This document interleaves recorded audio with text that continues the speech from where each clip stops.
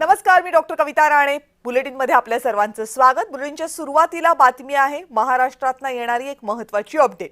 कुणी ठाण्याचा तर कुणी नागपूरचा विचार करेल, पण मी पुण्याचा आणि आळंदीचा विचार करेन असं अजित पवारांनी म्हटलंय. अर्थात अजित पवार हे म्हणत असताना त्यांच्या निशाण्यावर होते एकनाथ शिंदे आणि देवेंद्र फडणवीस.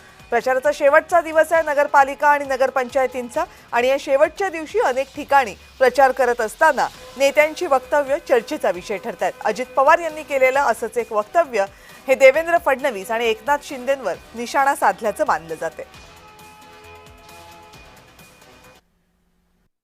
बाकीचे लोक येतील सांगतील, परंतु त्यांचे जिल्हे वेगळे, ते तिकडे काम करणार.